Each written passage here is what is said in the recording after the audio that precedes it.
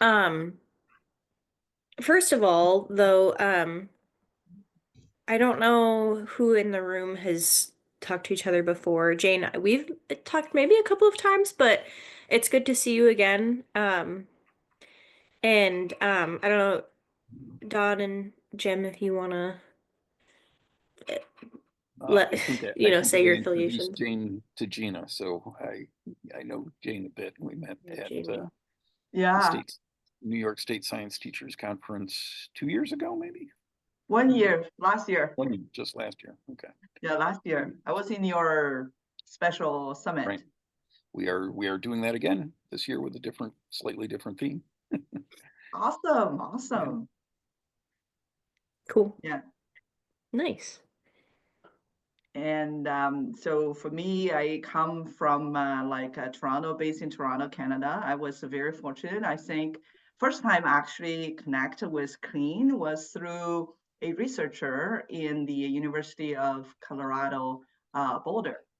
And I will mention him anyway. It's a really, at that time we were developing one game about the polar regions. And his name is Walt Mayer, a senior research scientist from the DAAC, the National Snow and Ice Data Center, is because we came Oh yeah. across one of the video he shared on YouTube talking about the older sea ice and versus the young sea ice. And then we really got inspiration and reach out to him. And then later on, we developed a kind of like a game board based on that idea. So that's really was the time we connect. And then later on, he connect me with CLEAN, the fabulous community here. So yeah, that's me. I didn't realize that you were connected with a researcher at CU earlier. So that's really cool. Uh-huh. Yeah, thank you. Yeah, we were very lucky, I think, on that journey, connect with a lot of great scientists and help us to kind of like develop the games and also review the contents that we created. Nice. Um, this is a little bit random, Jane, but I don't know, have you heard of or attended the AGU conference that happens every year? And yeah. So we are maybe I'm sorry if this is repetitive and you already know this, but I'm just thinking your resources and you're speaking to the like simulation and gamification part of that. We're having a session at AGU this year that I'm co-convening that's focused around climate and energy resources that are educational resources that are games. So it just that seems relevant. I think we'll have like probably a fair amount of momentum coming out of that. So I'll just keep in mind that you're in that space too. Thank you, Gina. Actually, we submitted a proposal and got accepted by You the did. yeah. Okay, so So you're in the okay, that's yeah, we will be. I mean, the first time. So I was like, at the moment, I think it's a online. But if maybe we can talk about that later and see would yeah. be make sense to be physically be there. I mean, it's really it's our first time. Cool. Okay, very, very cool. All right. Um, that's great. Yeah, I'll be there in person. And it's a little bit easier. You know, they move the conference around, so it's a little bit easier. It's on the East Coast this year, but um, cool. That's really awesome. Uh-huh. Great. Um, Jim, do you want to introduce yourself? Sure, I'll do a quick one. I'm with Mobile Climate Science Labs, which does the following. We work in museums. We work in the public big science fairs and events. In the schools, both in California and in Washington, D.C. I just returned to my home in California from D.C. Multiple schools that we teach in, including the school teaching climate science more in depth and more advanced than any other country, any other in the United States. I don't say that to brag. I say that to draw out what other specific teachers are doing, and also if we can be a voice among the actual educators that what the educators do is important, what the students are doing is important. And I guess if you're teaching it the most in the country, that gives you a little bit of authority to speak for others and to say, look, we're doing something significant. If you don't think we're doing something significant, what's that say about all the others? So anyway, that's a little bit of it. And it's always a great blast to be back with the students who are going to be numerous presenters at the AGU conference in the student section. So that's it. AGU is coming up fast for all of us. And the NAAE is coming up faster. Yes, I know. I'm trying to figure out my travel plans still. I should really have that nailed down by now. Um, so yeah, but I don't know, it's a very small group today. I'm kind of surprised. We usually have more folks joining, but um maybe people are still running late.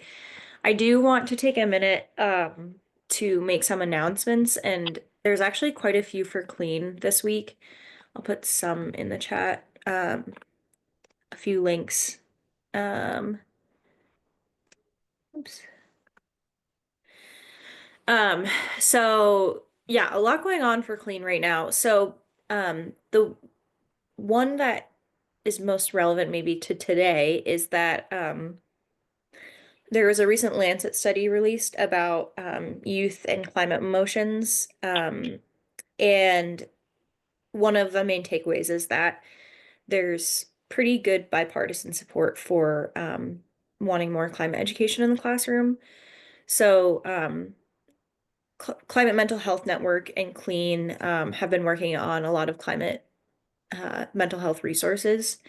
And we actually just did an Instagram Live at noon, about an hour ago, to talk about the study. Our director, Anna Gold, was on Instagram Live with them. So I'm just I put the link to the Lancet study in there. It's really interesting. And then in conjunction with all of that, we are offering a couple of CLEAN webinars in the next couple of weeks where we'll be talking about the climate mental health resources and diving into that a little bit better as well. And then one other thing that I just wanted to highlight is that we put out a new call for proposals for the Excel Summit. That is a event that we've been trying to do twice a year for the CLEAN network and really just anyone that works in this space, and having working groups based on specific topics that people have interest in. Like last year we had well, Jim led one on climate action and justice. Wendy and NCSE, they led a working group on an inventory, and then we had a few others. There was a mental health group that's actually continuing still. So anyway, different topic areas that people have interest in. We have the call for proposals out for that. And then one last thing that I want to mention as well, so there's a lot going on. Another study or publication came out last week that is based on research from the CLEAN network that Dawn is a co-author on as well. We did a social network analysis of the CLEAN network to really look at different interactions and how the network is built. And so we got that published, came out last week. So I'll link to that as well. And we'll have a CLEAN call in a few weeks, probably sometime next month, going a little bit more in depth into the findings of the study and that type of thing. And then next week, I'll just say to Don and I were just emailing back and forth this morning. We have oh yeah, great, sounds good about the Excel's proposal.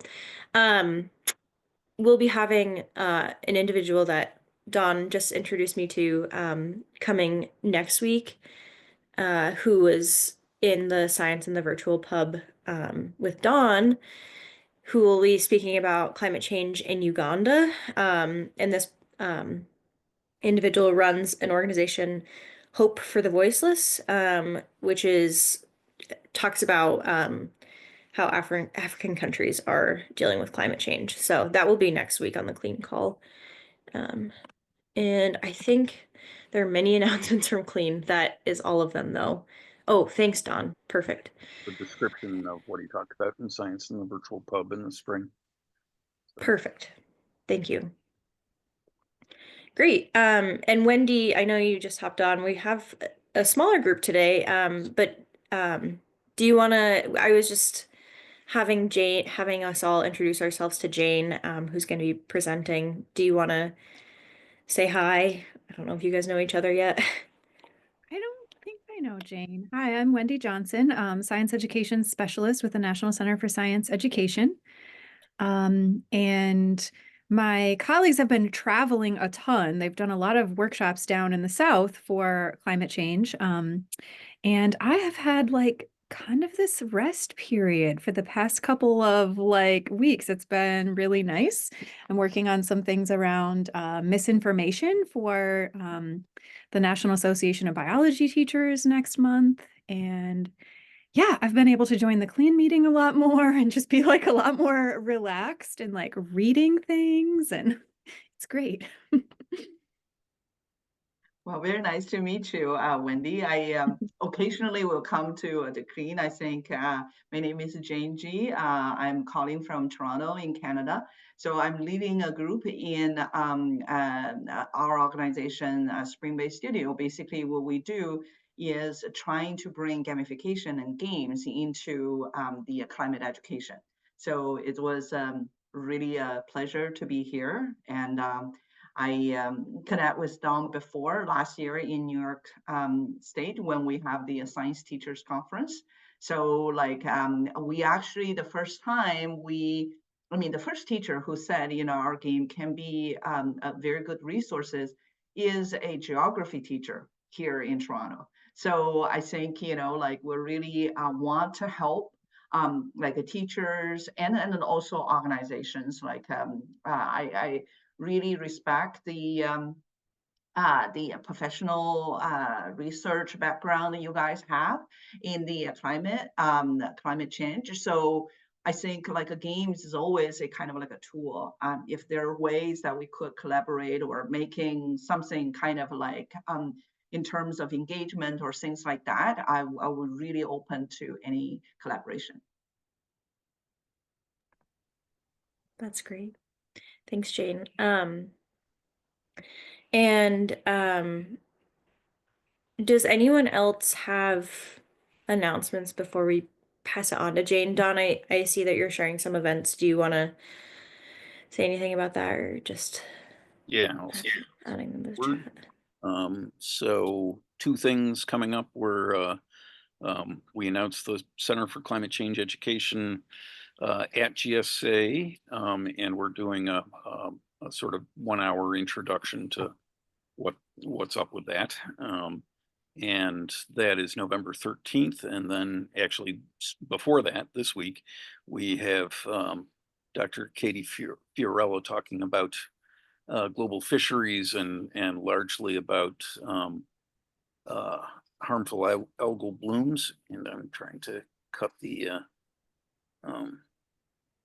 piece in half because it's too long to cut and paste in one shot. So let's try that. And that's in our Science in the Virtual Pub program. And you can register for that one. And that's Thursday night at 7 Eastern. Great. Those are my announcements, I think. Thank you.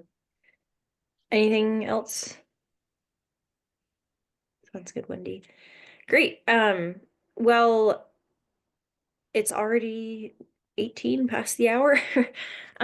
So Jane, I know that you have some exciting resources to share. So I'll pass it over to you and yeah, there'll be some time for questions at the end too. So yeah, go ahead, Jane.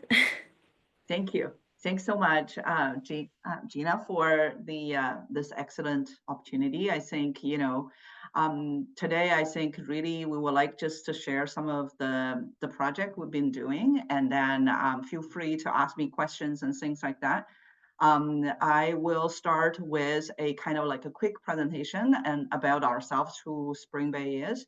And then after that, we would like to talk a little bit about the program, what is the League program. And we're going to share the access with you for this program in case you are in front of the computer or you would like to try it out. But anyhow, I really appreciate this opportunity. I will start with the presentation. I think I will start with the slide. So it's a little bit messy here. Let me just start the slideshow from the beginning. Really, I think I want to focus today about one of our program, League for Green Leaders. It's really trying to focus on climate education from a game-based learning perspective. So first off, where did we come from? So Spring Bay is really focusing on environmental education from a playful perspective. The reason for that is, first off, myself and my co-founder were coming from the interactive digital game industry. And then as the concerned mothers, we want to help. So very naturally, we went to our profession. So we thought, okay, making some games where, can highlight some of the things very hard to have a hands-on experience. For example, making a virtual ecosystem.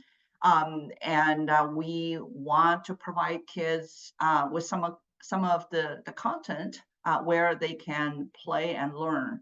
So that's how we started it. And then we have released 3 games in the iBiome series, which we will play one of them very shortly today. And then those games got us 9 awards. One of them actually is from the American Association of School Librarians. That's really was our entry point to the K-12 schools. And then since then, we, especially during the COVID, the League for Green Leaders program was born because at that time we wanted kids to have a way to celebrate being green, and then also learning about the climate change and our environment. So there are just 2 recognitions we got so far for the League program. One is from the 100 ED, the global collection for 2024 and 2025. And then another one from the other one is from the US, the district administration, because we're also our solution also belong to the education technology field. So that's the finalist 2023 award we got for that. So I think maybe because we're based in Toronto in Canada, so maybe one of the research paper I would like to share pretty much is the same align with what we have, is called Canadians' Perspective on Climate Change and Education 2022. So the research found 35% of teachers feel comfortable to teach about climate change. And for those, their time on climate change, probably 1 to 10 hours. And then 46% of the Canadian students, they do not believe that our sustainable effort will be effective, which is really worrisome. So I think, back to our mission is really trying to help students become green leaders. And we support primary school teachers on climate education with a focus on science, and then also help teachers to engage students with environmental education through a hands-on, more something which we will see in a bit, also play-based approach. So our solutions are more for students. So our goal is to engage them more with the environmental literacy and empower them to take action. So I think by talking to that, this is one of the research paper I would like to highlight. I could share the URL later. I mean, it's in somewhere in this slide deck, but I don't have that on the moment. This is a report released from UNEP. What they did is studying how video games can deliver for people and the environment. And this was, I think, the reason for that I could recognize is because over 2/3 of the entire population on this planet are actually playing games, and it becomes the dominant like a way of entertainment for that many of people, overcomes the total people coming to cinemas. So what the UNEP report highlight is that games really have the potential to trigger a huge potential shift in thinking and in action. It's just because video games really is good at simulation. There's some example which we will see today. And then also it has this kind of a collaboration, can like invite people or the players, we say, kind of collaborate for something. So I think really talking about the League for Green Leaders is aligned with 3 SDG goals. Like the most focus, I think most of the areas we would say is on the climate action. And for 14 and 15, they will be able to do that when they play the games. So for the League competition, it is an online competition, and the children from grades 3 to 11, we put it 11 there, and it has 3 pillars. The first one is play to learn.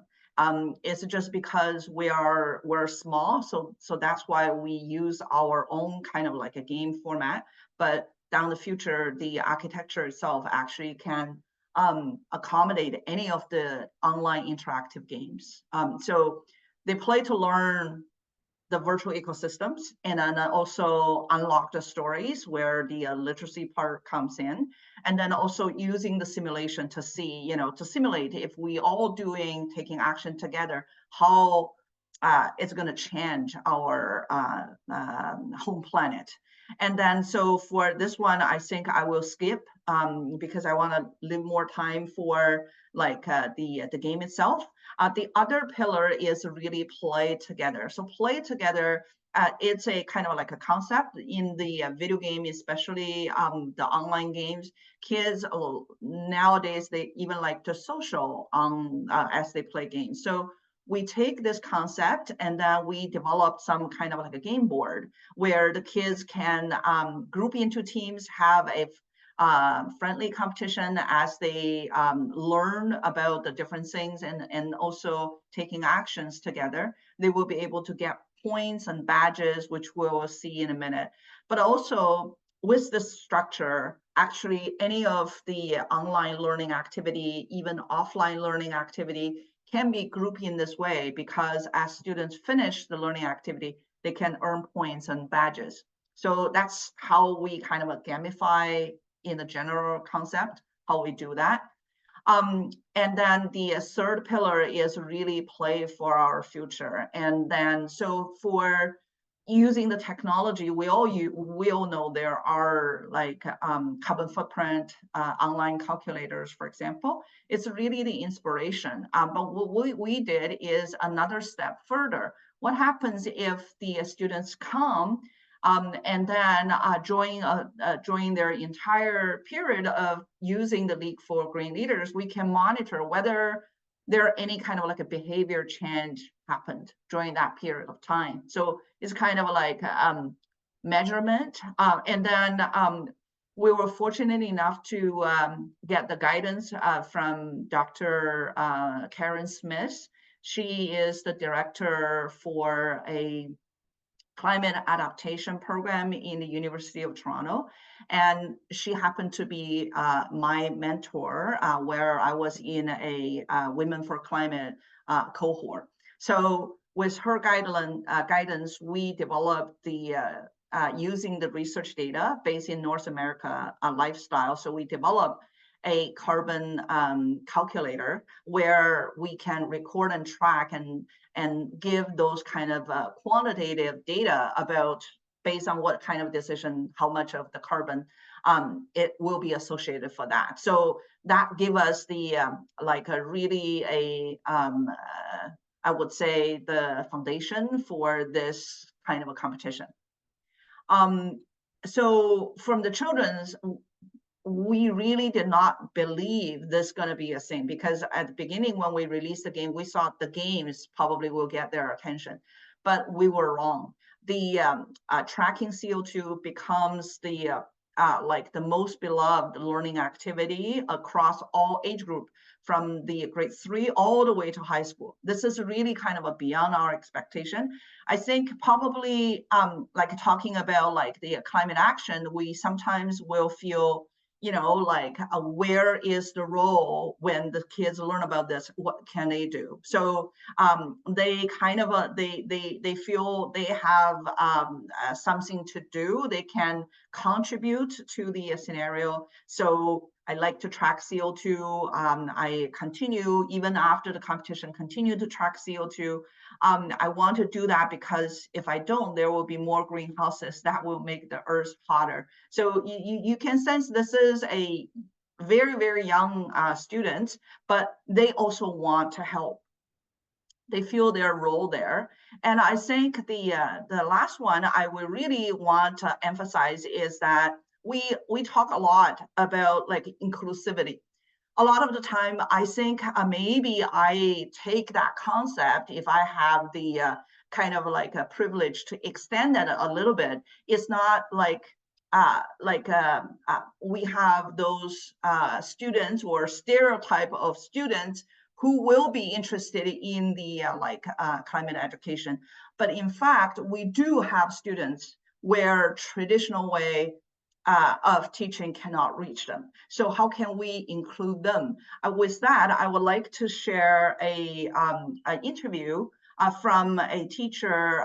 His name is Jacob Armstrong from Washington State. So you can see the date. It was just a recording, a conversation between me and him. So I would like just to find that part. It's going to be very quick. Well, I would like to share, and you guys can let me know if you can hear the sound or something. Sometimes maybe an issue. Came across this program that you have through that professional development. I thought that fills my need for human impacts on the environment, because that's exactly what this program does. It teaches the kids how their actions are going to affect our environment, and how other people's actions and what we can do, and how changing little things can make a big difference. And so when I saw that, and it fits into a 10-day program, and it's an interactive game to play, I had some kids get really excited about it. I've got a student who,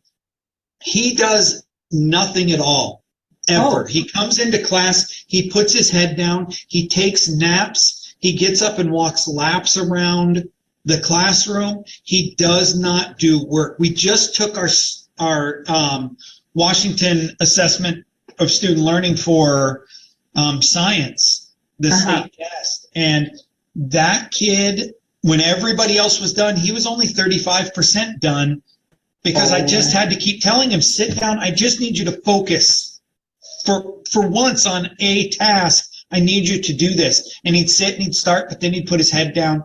And I finally, when everybody was done, I had to send him to the makeup room to where he could go sit with the counselor and in the library and get the test done, even though he was in an environment that was not stimulating at all. There was no distractions. But that's just how he works.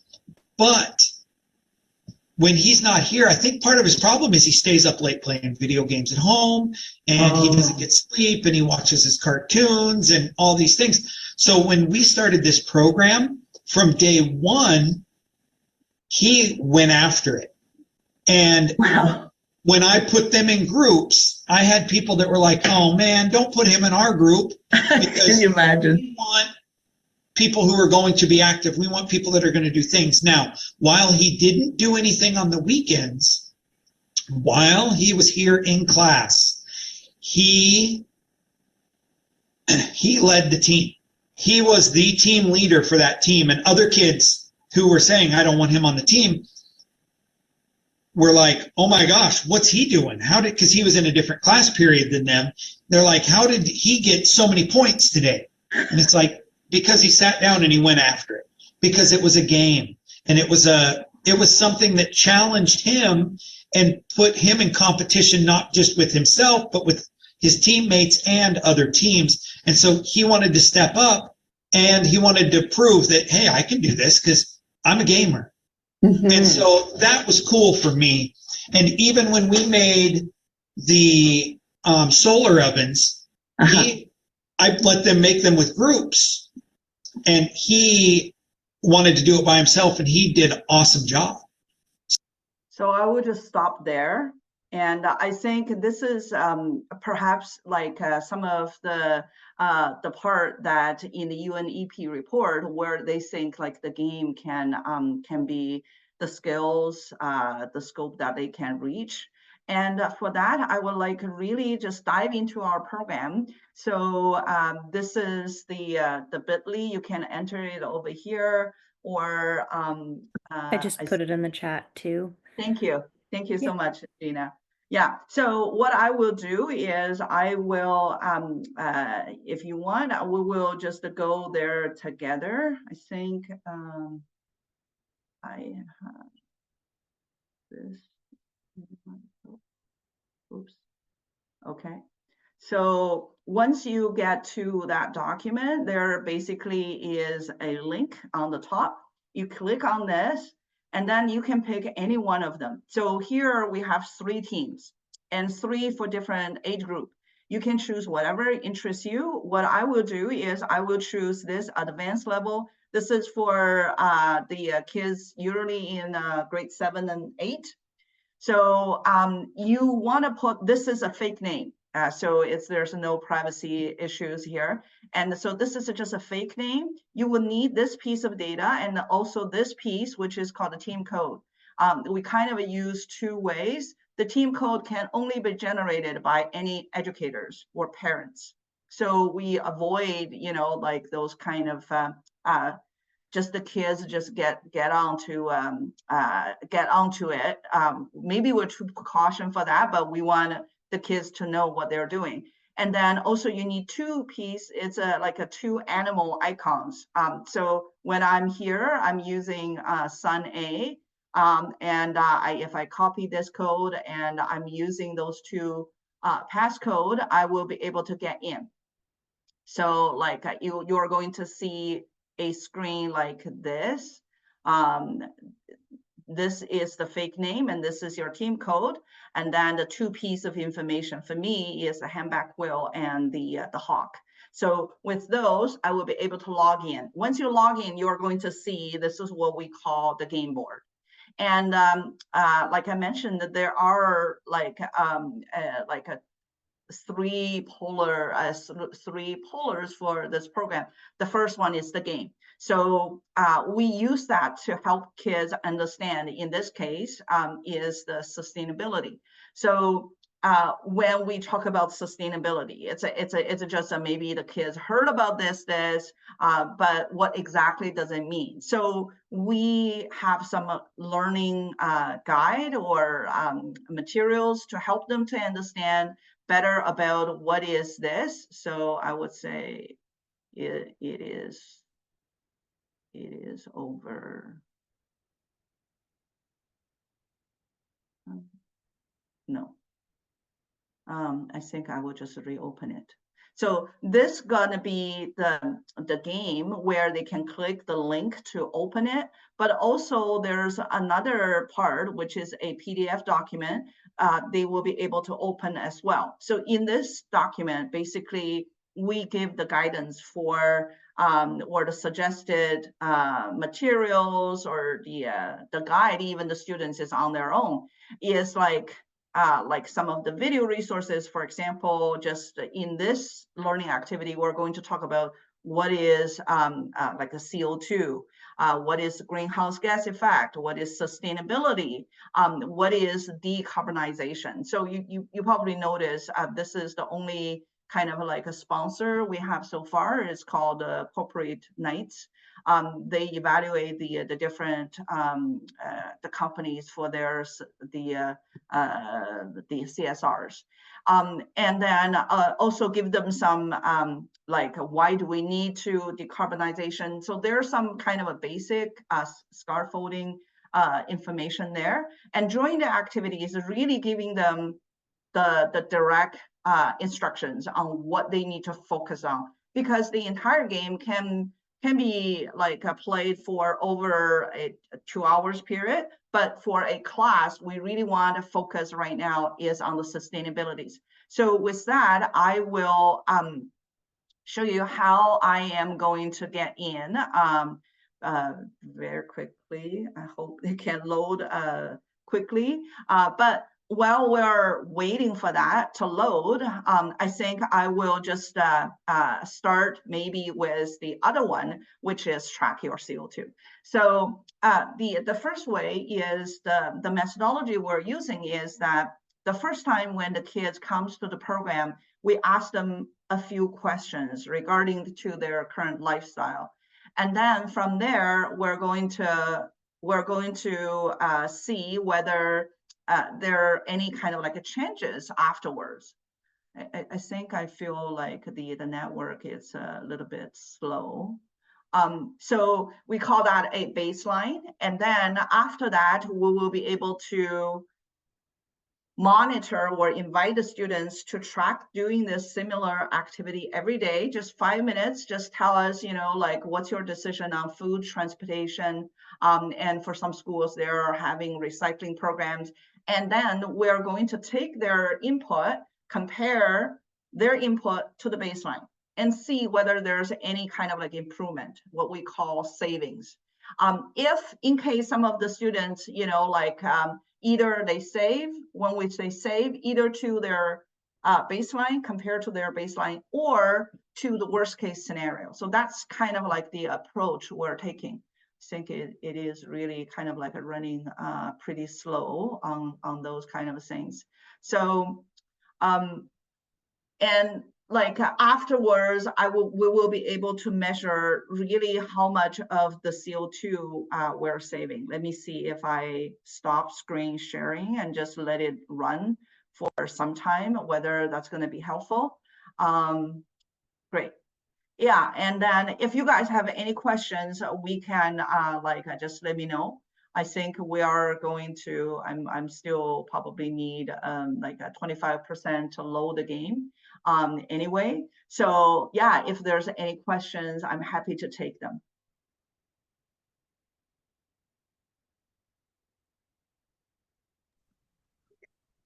I'm just curious how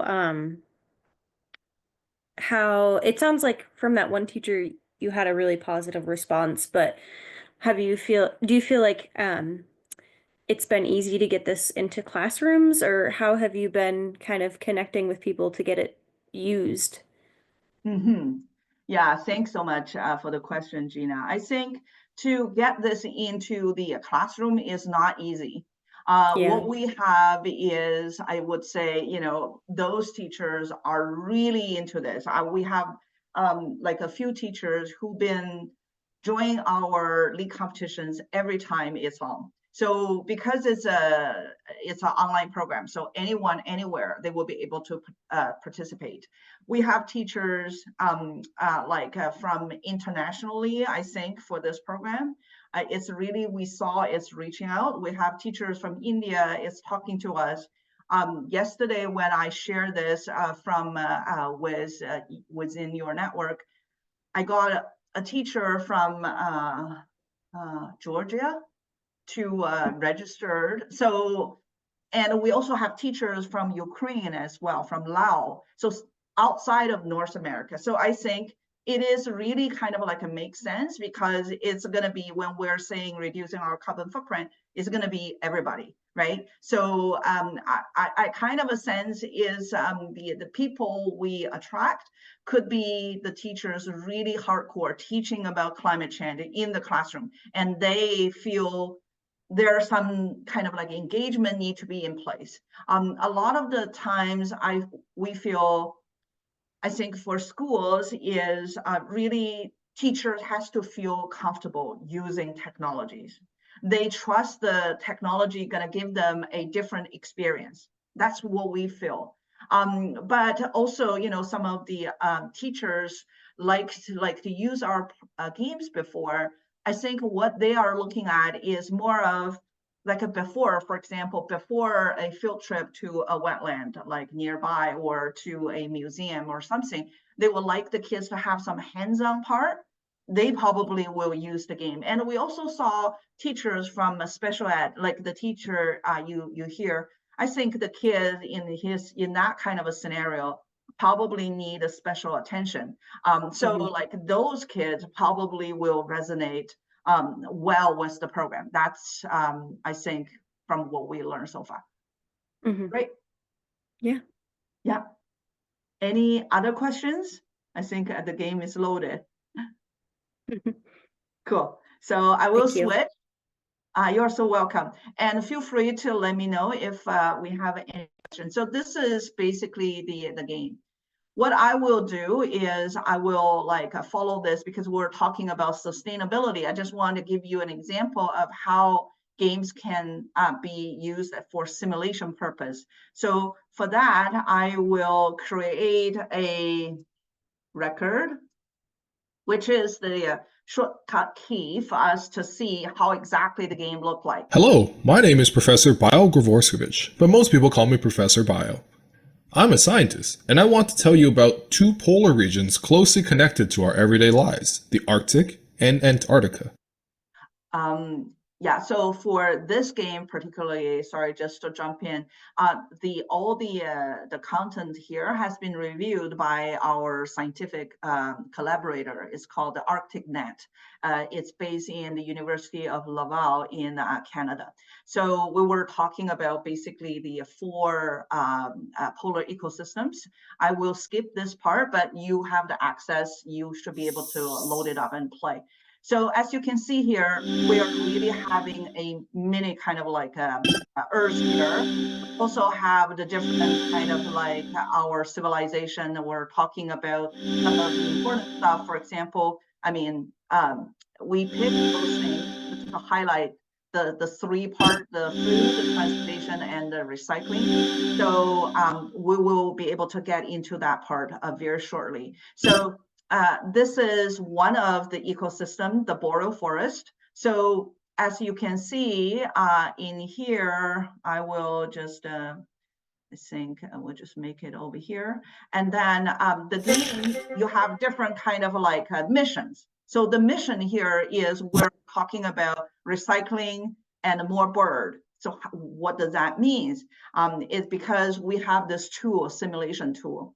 I challenge you to increase the bird population by recycling more paper. We're trying to connect the dots why we're doing recycling program in schools by providing a simulation tool we call the add species to don't.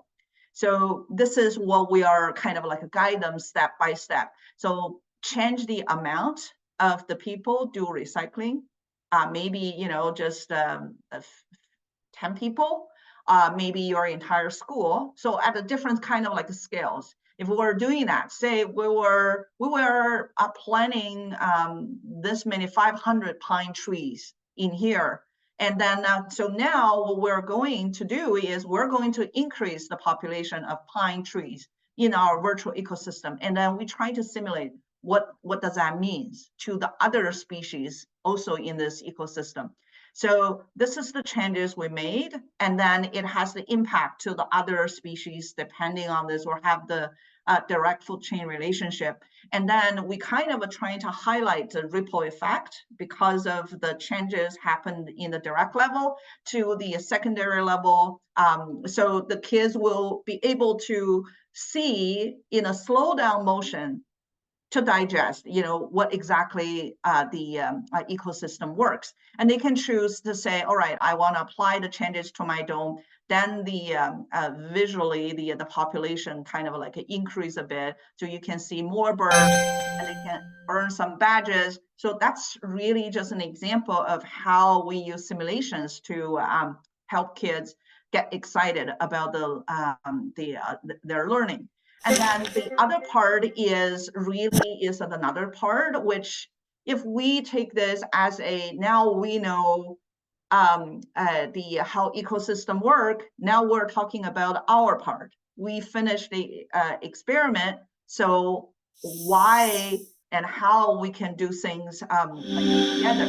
So another mission comes up, we're talking about like the recycling part. So I just want to show you another example of how we do simulation, because right now we have this, and now we're really give kids an opportunity to experience the impact we can create together at a different kind of scale, at a town, just a town, or a nationwide, or maybe a school-wide, or just a few friends. And then they can choose, I don't want to make any changes, or I want to be more sustainable, or maybe I would like to be more kind of less sustainable. So they will be able to do that. So if we do this, for example, they can simulate. Now we're running a kind of a very high level simulation, but they can see the CO2 is kind of a visually kind of like used, but also some of the things over here, they are going to, it's also have some kind of like a connection or related with the changes they made. So they will be able to see it here. In our case, it's really this recycling facilities. So they're going to kind of have more desire to find out more, because the information is there for them to discover. So this is kind of like very similar to other kind of like a game. They were doing that, and then they can see, like the other part they can do is like to explore the food option, how like our food option will change this miniature planet. So those are the example of the simulations we can run. And then I think, is there any questions or any does anyone want me to kind of run more about this game? Jane, Oh, go ahead, Gina. I was just gonna say Jim had a question in the chat, but go ahead, Jim. Yeah, so Jane, I'm always looking for how the students give feedback and are involved. Is there ways, has that been happening, that they're part of refinement in later versions? Because you think many of those that are going to be very enthusiastic are really good at games. They know a lot of games, and they could see, oh, well, maybe we can even do this. And that to me would not be a criticism. That's a sign of, who wants to try to work on something that they think is garbage, right? If they like it, as they should, and they would, I'm sure they do your games, then, oh, you mean I can make this even better. Oh, thank you. Yeah, thank you, Jim, for the question. I think what we saw so far is when the teacher is saying it's kind of like a game. It's a good approach. As I'm going to show you, I think that the main thing is like showing our impact together, right? Track our CO2. So some of the kids, maybe they know like the games, they are really kind of poking the system as a kind of a black box. They're trying to find what kind of option can get the most of the points, which is kind of like in a very, put the program in a very good situation, because we can allow the kids to poke to find out what option actually can give them most of the points, and also guide them why that is the case, right? Like no surprise, they will find out the food choice and also like transportations are way much more than the recycling part. So the kids or the teachers will be able to kind of like have a discussion about that on this round. And then also on the other hand, I also, we're exploring this together with the other teachers, is the teacher who what they found out is some of the students did not understand like the tracking CO2, they supposed to reflect to what they really did, because it's a kind of voluntary tool for them to track. And then they can pick on the whatever, like most of the kids actually are very honest. Some are not. Some are really competitive. They just want to get a highest number. They just want to be the expert who know how to get most of the points. On this note, what we really want to do is really trying to connect the kids with what they're doing with the extreme weathers happening in the other part. So I think, you know, we all know like the antidote for the anxiety could be taking actions. So like we also want to help the kids to make the connection. What they are currently doing in their real life, their real decision, really matter to the kids who are, say, you know, in Florida or some places, you know, under the extreme weather. So trying to use empathy to introduce that and connect them to the kids over there as well. I'm not sure whether that answered your question, Jim. No, I was looking for just how your experience has been, how you encourage and see their feedback, because well, I guess in the field of games, of course, young people are highly brought in because you know they hire people just to play the games, for instance, right? That they're always That's getting right. they do it, you know that so they're and that to me is, I mean, I will say in my teaching, I pay a lot of attention, constantly beta testing and pay attention to students and writing things in there. I get to see them face to face so I can see their reaction. And I think I'm failing. I know I'm failing if they just kind of, yep, right. I don't have any questions. We're fine. Then it's not working. It is not connected with them, and they're doing that. But if they take interest, then they take some ownership even of it. So Exactly. You're right. I think from that part on the games, the feedback from the kids, they just like to play the games. I mean, they saw the games are very fun, and the teacher we saw previously in the video, and he will request, you know, like how can we save our progress in the game? You know, they say so they can brag about it, or like the badges we saw previously. So those are the things kids are really like, if the kids are really into the game, they will use our ad species to dome in that tool. They will just trying to get all the badges. I heard from the teachers. That's how, you know, kind of like they want to demonstrate they know how to do things, but I think on the right direction, because we want them to know how the ecosystem works, but may not be a kind of like write an essay or something, but they do know, like if they want to increase the number of like hogs, for example, they have to start from the species down below just to grow the entire ecosystem to get to that point. Those kids are like some very competitive kids will go that direction. So yeah, for sure. I think, you know, for the last few minutes, I would just like to quickly share how we're going to like the track CO2 part. So if I feel like don't know how to share the screen. So this part is going to be very quick, I promise. And for the CO2, tracking CO2. Okay.